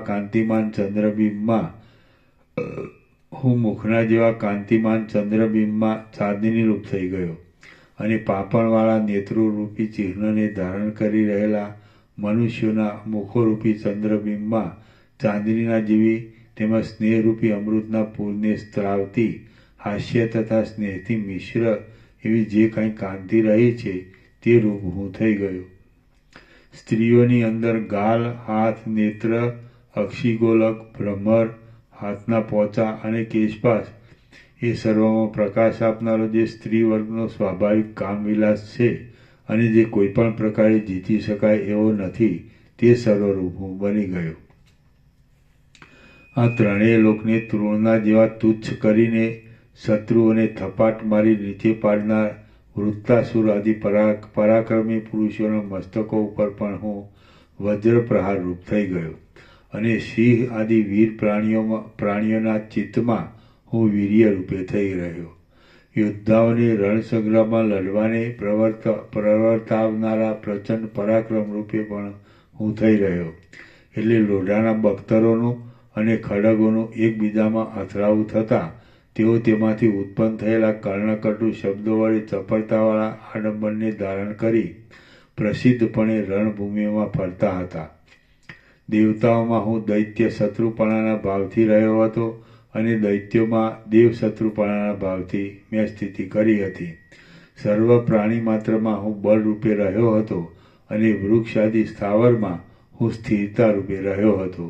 પછી એ કમળના જેવા સુંદર નેત્રવાળા રામચંદ્રજી જેમ નિર્જળ ભૂમિ જાજવાના જળરૂપ બની જાય છે તેમ પોતાની ધારણા વડે કલ્પી લીધેલા જગતરૂપી આકાશની અંદર હું સૂર્યરૂપ બની ગયો અને મેં સૂર્યપણાનો અનુભવ કર્યો. દશે દિશાઓના અંતમાં મેં મારા કિરણ સમૂહોને ફેલાવી દીધા અને એમ મેં પર્વતરૂપી અવયવને ધારણ કરનાર જગતરૂપી પક્ષીને ગ્રહણ કરી રહેલા તેમજ ગામડાના જેવા બહુ જ નાના દેખાતા ભૂતકાળને ધારણ કરી રાખ્યું. આ પ્રમાણે મેં સૂર્યપણાનો અનુભવ કર્યો. મારું એ સૂર્યપણું ચંદ્રના પ્રકાશને ઈચ્છનારા કમળોની કળીઓને બંધ કરવામાં એક ચંદ્રના જેવું હતું અને અંધકારરૂપી સમુદ્રને શોષવામાં વડવા નળ જેવું હતું. બ્રહ્માંડરૂપી ઘરમાં તે દીવાની પેઠે પ્રકાશ આપતું હતું અને દિવસરૂપી ફળોની પંક્તિને ઉત્પન્ન કરવામાં તે વૃક્ષના જેવું હતું. એ સૂર્યપણાનો અનુભવ કર્યા પછી મેં ચંદ્રપણાનો અનુભવ કર્યો. એ ચંદ્રપણું જાણે રસાયણનો મોટો ધરો હતું, જાણે આકાશનું મુખ હતું અને રાત્રિરૂપી અભિસારિકાના હાસ્યરૂપ હતું. રાત્રિમાં વ્યવહાર કરનારા જીવોને તે પ્રકાશ આપતું હતું અને જગતની સર્વ સૌંદર્ય શોભાનું તે ઉપમા સ્થાન હતું. રાત્રિ, રોહિણી અને ચંદ્રવિકાસી કમળને તે અતિ પ્રિય હતું. વળી તે પ્રાણીઓની આંખોને અને મુખને આનંદ તથા પ્રકાશ આપતું હતું. ત્યાર પછી જાણે આકાશરૂપી લતાનો પુષ્પ સમૂહ હોય એમ દેખાતા અને સ્વર્ગના સુખરૂપી મકરંદના પ્રવાહમાં આસક્ત થઈ રહેલા મચ્છરોના સમૂહની પેઠે દેખાવ આપતા કોમળ તારાઓના સમૂહ રૂપ હું થઈ ગયો. પછી મેં રત્નપણાનો અનુભવ કર્યો. તે રત્ન બજારમાં વેપારીઓના હાથે ત્રાજવામાં તોડવાથી ચોળાયું હતું અને તેની પહેલાં સમુદ્રમાં પણ જળના તરંગોરૂપી હાથથી ઉછાળાને પ્રાપ્ત થયું હતું. પછી હું સમુદ્રની અંદર જળ પીનાર વડવાનળ રૂપ બન્યો હતો અને મેં તેમાં મારા ભયથી ભાગતા ક્ષુદ્ર મત્સ્યોને ફરતા જોયા હતા. વળી સર્વત્ર જળનું શોષણ કરનારા સૂર્યકિરણરૂપ બની જઈ મેં મારા પોતાના શરીરમાં જ પ્રકાશનો અનુભવ કર્યો હતો. મેઘ અને પર્વતાદિમાં વીજળી રૂપે અને દાવાનળ રૂપે પ્રવેશ કરી જઈ મેં તેમાં પણ પોતાના પ્રકાશનો અનુભવ કર્યો હતો. પછી અગ્નિભાવને પ્રાપ્ત થઈ કાષ્ઠને ચીરવામાં અસ્ખલિત જ્વાળાને ધારણ કરી રહેલ અને કાષ્ઠોનું ફાટવું થતાં દુર્નિવાર તથા મહાકઠિન શબ્દથી સર્વત્ર પ્રસરી રહેલ અગ્નિપણાનો મેં અનુભવ કર્યો. વળી યજ્ઞના અગ્નિરૂપ બની જઈ મેં નાના પ્રકારના હૂત દ્રવ્યને ગળી જઈને તેથી થતા કલ્યાણનો પણ અનુભવ કર્યો. જેમ પામર પુરુષો વિતંડાવાદ આદિથી વિવેકી પુરુષના પાંડિત્યનો પરાભવ કરી તેના ચિત્તમાં સંતાપ ઉત્પન્ન કરે છે, તેમ મેં પણ અગ્નિભાવને પ્રાપ્ત થઈ જઈ ખજાનામાં રહેલા મહાદેદીપ્યમાન સુવર્ણ, માણેક, મોતી, મણિ ઇત્યાદિના તેજનો તેઓની ભસ્મ કરી દેવાથી પરાભવ કરી તેમના ધણીના ચિત્તમાં મોટો સંતાપ પેદા કર્યો હતો. મેં મોતીના હાર રૂપે બની દૈત્યોની, નાગોની, ગંધર્વોની અને રાજાઓની સ્ત્રીઓના સ્તનરૂપી શિખરોમાં વિશ્રામ લીધો હતો. હું પતંગિયારૂપ થઈ જઈ માર્ગમાં ફરતા મનુષ્યના પગની નીચે કચરાયો હતો અને સ્ત્રીઓના મુખમાં તો મેં તિલકના જેવી શોભા પેદા કરી હતી. અહો, અવસ્થાથી થતા ફેરફારો તો જુઓ. કોઈક સમયે હું આકાશમાં રહેલા મેઘોમાં વીજળીરૂપ બની ગયો હતો અને જેમ માછલી જળના તરંગોથી ગાજી રહેલા સમુદ્રમાં ફર્યા કરે તેમ હું સુંદરતાથી ફરતો હતો. કોઈક સમયે અને કોઈક સ્થળે પુષ્પકળીના જેવા કોમળ અંગવાળા દીવારૂપ બની જઈ મેં રાજમંદિરોને વિશે સ્ત્રીઓનો સુરત પ્રસંગ જોયો હતો. કોઈક ઠેકાણે અને કોઈક સમયે જ્વાળારૂપી સુવર્ણને ખંડિત કરે એવા આકારવાળા અને વાટની ઉપરના શિખાના ભાગમાં રૂઢ થઈ રહેલા કાજળના સંગથી ખેદ પામીને મંદ કાંતિવાળા થઈ ગયેલ દીવારૂપ હું બન્યો હતો. ત્યારે મેં જ્વાળા આદિ અવયવનો સંકોચ તથા વિસ્તાર કરવાથી કાચબાના જેવું રૂપ ધારણ કર્યું હતું. કોઈક સમયે હું પ્રલયકાળના અગ્નિરૂપ થઈ ગયો હતો અને પ્રલય સમયમાં સર્વ જગતમાં ફરી વળવાથી મને મહાન શ્રમ પડ્યો હતો. આથી જેમ રુદ્રના વાહનરૂપ મેઘમાં વીજળી લીન થઈ જાય તેમ હું કાજળ વડે શામ થઈ રહેલા આકાશમાં લીન થઈ ગયો હતો. કોઈક સમયે વડવાનળરૂપ બની જઈ મેં જગતમાં પ્રલય પર્યંત સાગરમાં જળનું શોષણ કર્યું હતું અને છેવટે આકાશમાં શૂન્ય જેવા થઈ રહેલા સમુદ્રોમાં નૃત્ય કર્યું હતું. કોઈક સમયે ઉંબાડિયારૂપી દાંતવાળા જ્વાળારૂપી હાથને ધારણ કરી રહેલા અને ચપળ ધુમાડાઓના ગોટારૂપ તીવ્ર કેશ વડે શોભી રહેલા અગ્નિરૂપ બની જઈ મેં નગર તથા નેશ આદિને બાળી નાખ્યા હતા. તેમજ તેમની અંદરના જીવોને કોળિયો કરીને કાષ્ઠ આદિ પદાર્થોને ભક્ષણ યોગ્ય કર્યા હતા. કોઈક સમયે મેં લોઢાના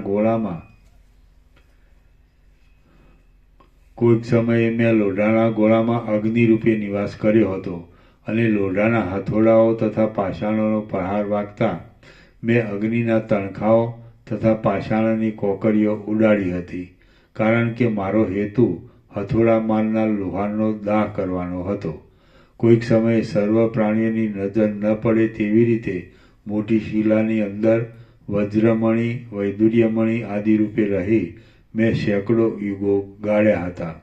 રામ બોલ્યા, હે માનદાતા મહારાજ, પાષાણ, મણિ આદિ અવસ્થામાં આપે સુખનો અનુભવ કર્યો હતો કે દુઃખનો, તે મને બોધ કરવા માટે આપ કહો. વશિષ્ઠ બોલ્યા, જેમ સૂઈ ગયેલો નર ચેતનરૂપ છતાં જડતાને પ્રાપ્ત થઈ જાય છે તેમ ચિદાકાશ વિવર્ત રૂપે દ્રશ્યભાવને પ્રાપ્ત થતાં જળ જેવું દેખાય છે. બ્રહ્મ જ્યારે પોતાના આત્માને પૃથ્વી આદિ રૂપે થઈ રહેલ હોય એમ સમજે છે ત્યારે તે સુષુપ્તિ અવસ્થાવાળાની પેઠે જળ જેવી અવસ્થાને પામેલ હોય એમ જણાય છે, પણ તેથી કંઈ તેનો નિર્વિકાર સ્વરૂપમાં કશો ફેરફાર થતો નથી. વસ્તુતઃ જોઈએ તો તો પૃથ્વી આકાશાદિ પ્રપંચ સદ અસદ રૂપે રહેલ જ નથી, પરંતુ સર્વત્ર સમાન રૂપે રહેલ બ્રહ્મ જ વિવર્ત ભાવથી દ્રષ્ટા અને દ્રશ્ય રૂપે થઈ ગયેલ હોય એમ ભાસે છે. આવા પ્રકારનું સત્ય જ્ઞાન જેનામાં અખંડિત રીતે ઉત્પન્ન થયેલ હોય છે તેની દ્રષ્ટિમાં પંચ મહાભૂતોની કે દ્રષ્ટાની અને દ્રશ્યની ભ્રાંતિ આવતી જ નથી. વસ્તુતઃ જોઈએ તો પૃથ્વી આકાશાદિ પ્રપંચ સદ અસદ રૂપે રહેલ જ નથી, પરંતુ સર્વત્ર સબાર રૂપે રહેલ બ્રહ્મ જ વિવર્ત ભાવથી દ્રષ્ટા અને દ્રશ્ય રૂપે થઈ રહેલ હોય એમ ભાસે છે. આવા પ્રકારનું સત્ય જ્ઞાન જેનામાં અખંડિત રીતે ઉત્પન્ન થયેલ હોય છે તેની દ્રષ્ટિમાં પંચ મહાભૂતોની કે દ્રષ્ટાની અને દ્રશ્યની ભ્રાંતિ આવતી જ નથી. તે સમયે શુદ્ધ બ્રહ્મરૂપ એવા મેં તત્વ વિચારથી જોયું તો બીજું કશું દેખાયું જ નહીં, કેમ કે તત્વ વિચાર કરનારા પુરુષોની દ્રષ્ટિમાં બ્રહ્મ વિના બીજું કશું પણ દેખાતું જ નથી. તત્વ વિચાર વડે મને આ સર્વ દ્રશ્ય નિર્વિકાર બ્રહ્મરૂપ જ જણાયું. એટલે પછી બ્રહ્મપદમાં રહેલા મેં પોતાના આત્માને એ સર્વને આકારે વિવર્તરૂપ થઈ રહેલો દીઠો. પ્રકાશરૂપ હું પંચ મહાભૂતો રૂપે જડ જ થઈ રહ્યો હતો. પ્રકાશરૂપ હું પંચ ભૂતો રૂપે જડ જ થઈ રહ્યો હોઉં તો પછી મને આ બધો અનુભવ શી રીતે મળે? જીવ સુષુપ્તિ અવસ્થામાં ચેતન છે, છતાં તે હું સૂતો છું એવા દ્રઢ ભાવને પ્રાપ્ત થાય છે. આમ નિદ્રાને યોગે ઉદ્ભૂત થયેલ તે અજ્ઞાન જ જડતાની પ્રતીતિને બરાબર રીતે ઉત્પન્ન કરે છે. બાકી તે અવસ્થામાં પણ પ્રકાશમય કાંઈક અવર્ણ્ય બ્રહ્મરૂપ વસ્તુ તો પ્રકાશિત જ હોય છે. જો તેમ ન હોય તો સુષુપ્તિમાંથી જાગ્યા પછી હું સુખે સૂતો હતો, મને કશી ખબર ન હતી એવો અનુભવ થવો સંભવતો નથી. જેનો આત્મા જ્ઞાન વડે પ્રબોધને પ્રાપ્ત થઈ ગયો હોય તેવાઓનો આધિભૌતિક દેહ શાંત થઈ જાય છે અને તેમને નિર્મળ બોધરૂપ આતિવાહિક સૂક્ષ્મ દેહ ઉદય પામે છે. જીવનમુક્ત પુરુષ તે બોધરૂપ આતિવાહિક સૂક્ષ્મ દેહને અણુ પરિણામનો કે મહાપરિણામનો બનાવી દઈને પોતાની ઈચ્છા પ્રમાણે રહે છે. પરિમાણ જ છે. જીવનમુક્ત પુરુષ તે બોધરૂપ આતિવાહિક સૂક્ષ્મ દેહને અણુ પરિમાણનો કે મહાપરિમાણનો બનાવી દઈને પોતાની ઈચ્છા પ્રમાણે રહે છે. જીવનમુક્ત પુરુષ બોધરૂપ આતિવાહિક સૂક્ષ્મ દેહથી અભેદ્ય એવી શિલાઓની અંદર પણ પ્રવેશ કરે છે અને પાછો તત્કાળ તેમાંથી બહાર પણ નીકળે છે. વળી તે પાતાળ આકાશાદી સ્થળોમાં પણ જઈ શકે છે. આથી હે રામચંદ્રજી, એ અનંત ચિદાકાશ રૂપ મેં મારા બોધરૂપ આતિવાહિક સૂક્ષ્મ દેહ વડે જ પ્રથમ તમને કહ્યા પ્રમાણે બધો અનુભવ કર્યો હતો. મારા જેવા આતિવાહિક સૂક્ષ્મ દેહથી ક્રિયા કરનાર જીવનમુક્ત પુરુષો વજ્ર, પાષાણ, પાતાળ, આકાશ અને સ્વર્ગ આદિ સ્થળોમાં જાવ આવ કરે તો પણ તેમને કશું વિઘ્ન આડે આવી શકતું નથી. જીવનમુક્ત પુરુષ પોતાના બોધમય આતિવાહિક સૂક્ષ્મ શરીર વડે જ્યાં સુધી જળ પદાર્થોમાં રહે છે ત્યાં સુધી તે પોતે પણ જળ જેવો થઈ રહે છે. જો તે પોતાની ઈચ્છાથી ત્યાંથી ચલાયમાન થઈ બીજે ઠેકાણે જાય છે તો તે ત્યાં પણ જેમ તે આવ્યો હોય તેમ સુખથી સ્થિતિ કરે છે. તત્વજ્ઞાનીઓ આતિવાહિક સૂક્ષ્મ દેહને અવિનાશી જ્ઞાનરૂપ કહે છે. તમે પોતે પણ તત્વજ્ઞ છો, તેથી જો તમારી ઈચ્છા થાય તો તમે તે આતિવાહિક સૂક્ષ્મ દેહનો અને ધારણા વડે જગત ભાવનો પણ પોતાની મેળે જ અનુભવ કરી શકશો. તત્વજ્ઞ પુરુષો સૂર્ય આદિ સર્વ જગતને પોતાની ઈચ્છાથી અસ્ત પમાડી દઈ આત્મારૂપ જ સમજે છે અને હું તેમાં ચિદાકાશ રૂપે રહેલ છું એવું જાણે છે. તે પોતે આત્મારૂપે સત્ય છે, છતાં જગત આખું બાધિત થઈ જવાથી જગતના આકારે નહીં જેવો આભાસ માત્ર જ દેખાય છે. જાગતા પુરુષની દ્રષ્ટિમાં આ જગત વિદ્યમાન છે, છતાં સૂતેલા પુરુષને અનુભવમાં આવતી સ્વપ્ન આદિ સંબંધી દ્રષ્ટિમાં તે જાણે શૂન્ય ભાવે રહેલ હોય છે, અથવા અજ્ઞાન રૂપે રહેલ હોય છે, અથવા ઢંકાઈ રહેલ હોય છે, અને બીજા સૂતેલા પુરુષોની દ્રષ્ટિમાં પણ તે શૂન્ય જેવું રહેલ હોય છે. તે જ રીતે આ જગત જો તે ઇતર પ્રાણીઓની દ્રષ્ટિમાં સત્ય લાગે છે, છતાં તત્વજ્ઞની દ્રષ્ટિમાં તે છે જ નહીં.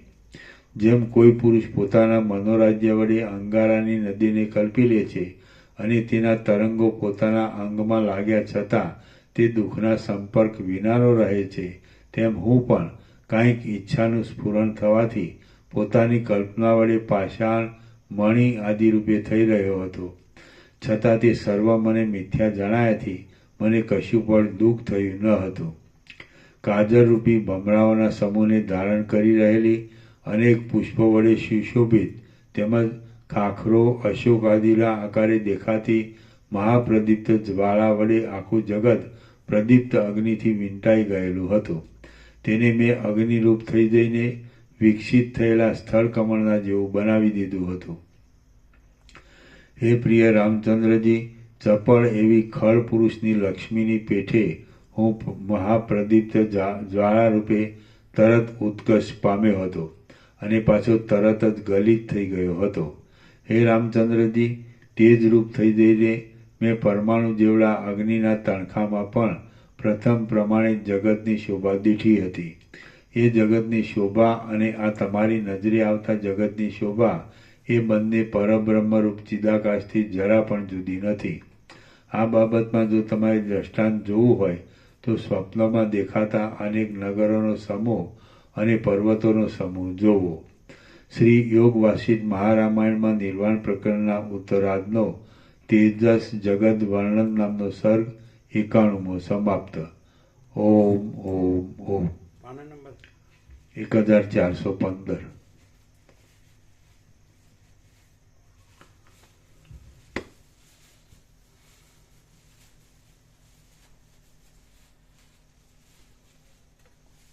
પ્રસાદ આપી દો.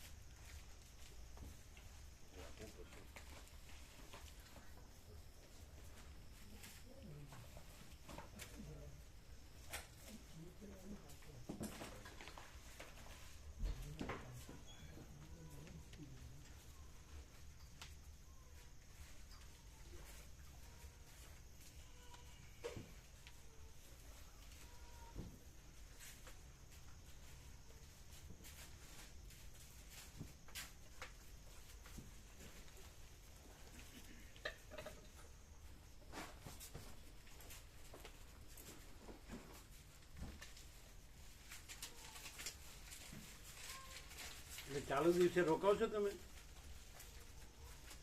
અહીં કામ હોય છે કંઈ? ના, એટલે કામમાં આજે રોકાયો તો પણ.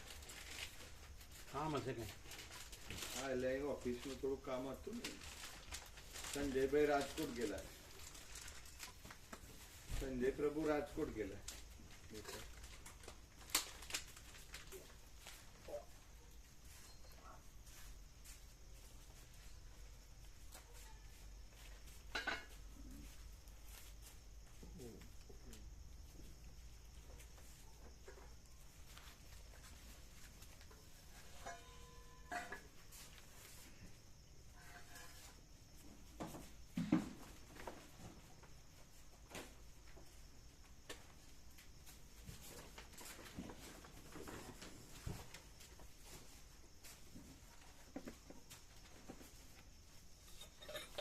फिर ये सब ले लेना।